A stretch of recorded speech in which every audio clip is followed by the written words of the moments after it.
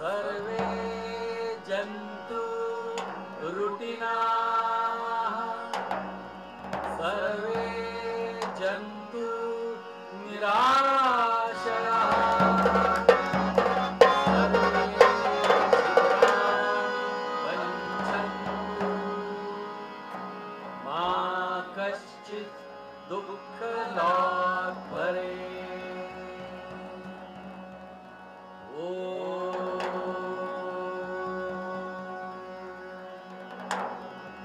सर्वे जंतु रुटिनाः सर्वे जंतु निराशया सर्वे छिद्राणि पञ्चन्तु मा कश्चित् दुःखलात् भरेत्।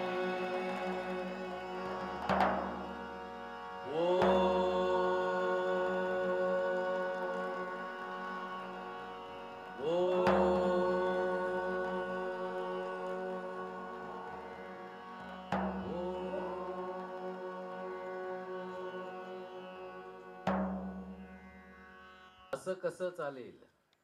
खरं तर असं नाहीच चालणार ना. म्हणजे असं की पाकळ्या गळण्याआधी स्वप्नांना कळायला नको की त्यांनी कुठे राहायचं ते. त्यांना ते समजायलाच हवं.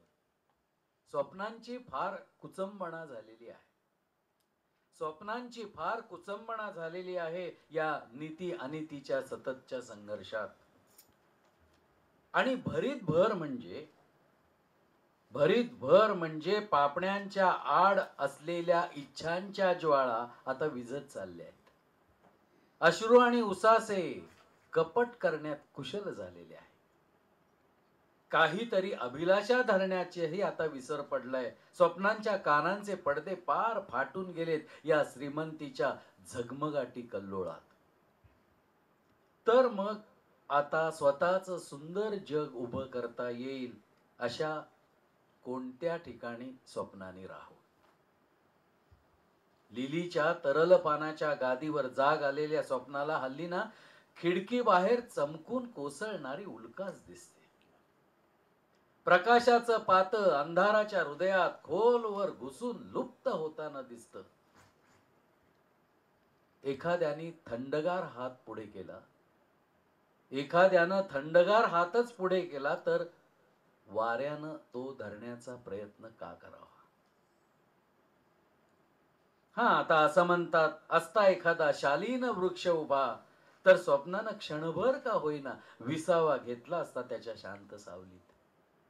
एखादी असती ध्येयवेळी व्यक्ती घट्ट पाय रोवून तर स्वप्नाला लपता आलं असतं तिच्या मागे. पण सत्य तर सोन्याच्या पिंजऱ्यात बंद होऊन पडलंय. खूप कठीण झालंय आता सत्याशी संपर्क साधणं. खूप कठीण झालंय आता सत्याशी संपर्क साधणं. त्यामुळे जगण्यासाठी, अस्तित्व टिकवण्यासाठी स्वप्न धडपडतंय. सामील होण्यासाठी शोधतोय एखादा पक्ष ज्याची बाजू घेऊन त्याला जिवंत राहता येईल. पण कोलांट्या खात अमृताचा कलश इतस्ततः सांडून गेलाय आणि सत असत मधल्या घातकी युद्धात पायाखालची जमीन रक्तबंबाळ होती. स्वप्न गेलेत कमालीची भांबावून.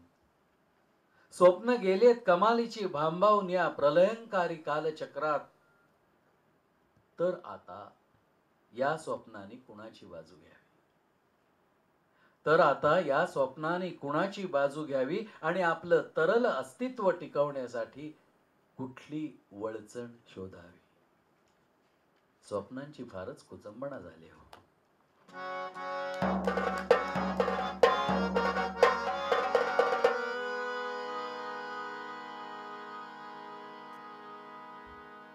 स्वातंत्र्याच्या आधी मी जन्माला काय आलो तर जो भेटतोय तो मला 15 ऑगस्ट 1947 चे अनुभव विचारतोय.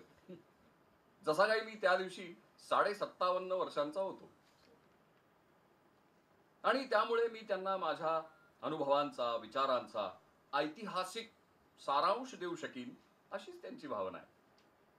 आणि मग माझ्याकडून हे सर्व ऐकल्यानंतर ते माझ्याकडून निघून जातील एखाद्या भव्य मंदिराच्या किंवा युगपुरुषाच्या समोरून गेल्याच्या थाटात.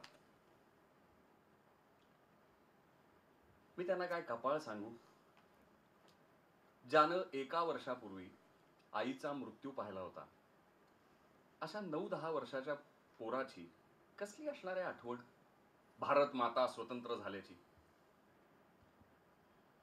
आठवतंय ते इतकंच, मुन्नू खान हेडमास्तरांनी घोषणा दिली, छिंदवाडा मेन बोर्ड प्रायमरी स्कूलच्या सर्व विद्यार्थ्यांनी आणि मास्तरांनी उत्तम कपडे घालून पोलीस ग्राउंडवर जमायचं. तिथे झेंडा फडकावला जाईल आणि मिठाई वाटली जाईल. तांबडं फुटतानाच ग्लासभर पाणी पिऊन ओसांडणाऱ्या गर्दीत ग्राउंडवर पोहोचलो. लहान मोठी मुलं बाहेर मोकळ्या मैदानात वेगवेगळी बसवलेली, मंडपात सजवलेल्या खुर्च्या, त्यावर विराजमान कोण? त्यावर विराजमान कोळसा खाणींचे मॅनेजर, कंत्राटदार, सिनेमांचे मालक, शहरातले श्रीमंत सावकार, अधिकारी आणि अर्थातच काँग्रेसचे नेते. मास्तरांना थोडं लांबच बसवलेलं. पावसाळा असून स्वातंत्र्याच्या पहिल्या दिवशी लख ऊन. झेंडावंदन आणि भाषण संपेपर्यंत आमच्या डोक्यावरती तळपता सूर्य. खाणं सोडा, ग्लासभर पाणी देखील नाही. मंडपातल्या कोणालाच काळजी नव्हती. 12:30-1 वाजता कार्यक्रम संपला. मलूल झालेल्या पोरांमध्ये स्वतंत्रता अमर रहे, हिंदुस्थान जिंदाबाद वगैरे घोषणा देण्याचं त्राणच नव्हतं उरलं.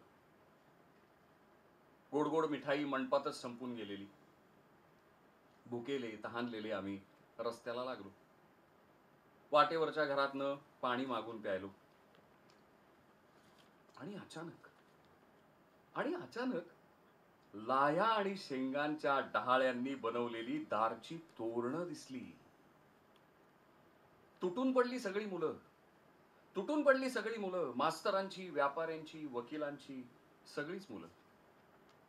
सरकारी दरवाजांवरल्या सजवलेल्या ज्वारी आणि मक्याच्या लाह्यांवर तुटून पडली मुलं, चिमण्या कावळ्यांसारखी. आणि मग या अनोख्या दृश्यात धिटाईनं सामील झाली रस्त्यावरची फिरस्ती पोरं. फुकटातल्या गोष्टींची स्पर्धा लागली आणि शेंगांच्या ढाळ्यांनी बऱ्याच उंचीपर्यंत भरभराट गमावली. आज 17 ऑगस्ट 1997. देशभरातल्या सुवर्ण महोत्सवी स्वातंत्र्य दिनाच्या पेपरमध्ये बातम्या वाचता वाचता एके ठिकाणी थबकलो. लाल किल्ल्याच्या मैदानात जमलेल्या मुलांना तीनदा जय हिंद असं ओरडून सुद्धा संपूर्ण वेळ काहीच खायला मिळालं नाही. मला छिंदवाड्यातल्या लाह्या आठवल्या.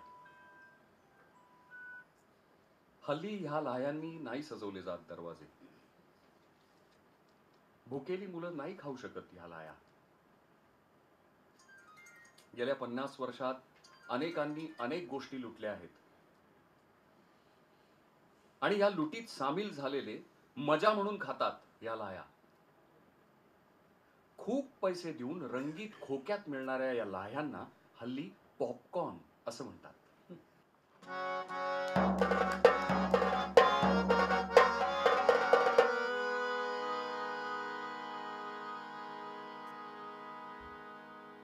अशा लेखनिकांनी आणि देवदूतांनी नीतीसूत्राची नवी घटना बनवून परमेश्वराला दाखवावी आणि द्यावा इशारा सुद्धा. हे भगवान, आपण आता हे ध्यानात ठेवलेलं बरं. शब्द आणि अर्थ ह्यामधलं पूर्वीचं नातं आता शिल्लक राहिलेलं नाही.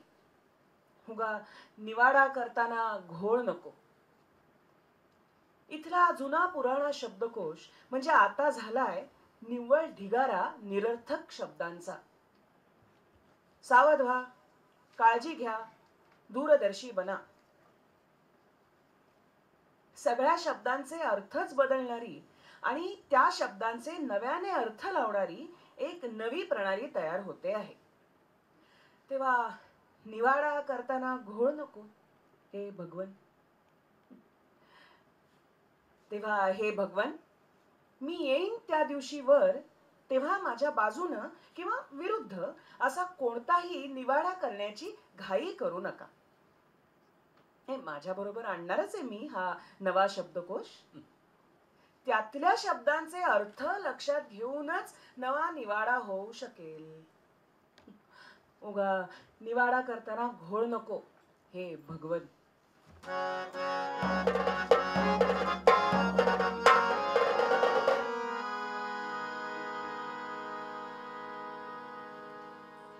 Hello mister 2000. 21वा शतकारंभ. या, आपलं स्वागत आहे. मग काय आणलंय आपण आमच्यासाठी श्रीयुत 2000? एकदा काय ते सांगून टाका, म्हणजे आमच्या सानुल्यांना पाळणे जोजावतील की आम्हाला वधस्तंभ व्हावा लागेल. नाती गोती, आपलेपण, सहानुभूती टिकून राहील की आईचं दूध सुद्धा टेस्ट ट्यूब मधनं मिळेल. सौर ऊर्जेवरती चाकं फिरतील की वाहनांच्या काळ्या कुट्ट धुरानी सूर्यच झाकला जाईल. या कावेरी नदीच्या पाण्यावरती रसरशीत अन्नधान्य पिकेल की तुझ्या ओघात नदीच नामशेष होऊन जाईल. सांगा सांगा श्रीयुत 2000, काय तुमच्या मनात? होईल का रे सगळं राष्ट्र म्हणजे एकच एकत्र घर, की होईल प्रत्येक घराचं स्वतंत्र राष्ट्र? आणि हो, हा माणूस चंद्रावर जाऊन कायमची वस्ती करायचं म्हणतोय. मग असं झालं तर मग चंद्र देईल का रे पूर्वीसारखा शांत अमृतमयी प्रकाश, की मिसळतील त्या किरणातही रक्ताच्या प्रवाही धारा? आणि त्या उपग्रहांचं काय, अंतराळात सोडलेल्या? म्हणजे इथून त्यांचं नियंत्रण होईल की मस्तवाल होऊन तेच आमच्यावर अधिकार गाजवतील? आणि मिस्टर 2000, प्रेमाचं काय? म्हणजे स्त्री पुरुषांचं एकमेकांवरील प्रेम कवितेपासून सुरू होऊन, नजरेपासून सुरू होऊन कवितेपर्यंत जाईल, की याची सुरुवात आणि शेवट दोन्हीही बेडरूमच्या बिछाण्यावरच होईल? भूतलावरच्या सर्व शस्त्रांचा समूळ नाश होऊन जाईल की मनुष्यच लयाला जाऊन शस्त्रांचे ढिगारे शाबूत राहतील? हॅलो हॅलो मिस्टर 2000, काय आणलंय आमच्यासाठी? कोणतं भवितव्य? तुम्ही थोडंच विचारता आहात म्हणा, काय आणू? पण समजा विचारलं तर एक अगदी हात जोडून विनंती, आमच्यासाठी एक भयमुक्त राष्ट्र आणा. दरवाजे नसलेली घरं आणा. आतल्या आत काहीही काळबेरं नसलेलं तरल स्वच्छ मन आणा. समजून घेण्याचं वरदान आणा. आणि सर्व जगाला मोकळा श्वास घेण्यासाठी एक निवांत मनःशांती आणा मिस्टर 2000. आणि तसंही आपलं स्वागत आहेच.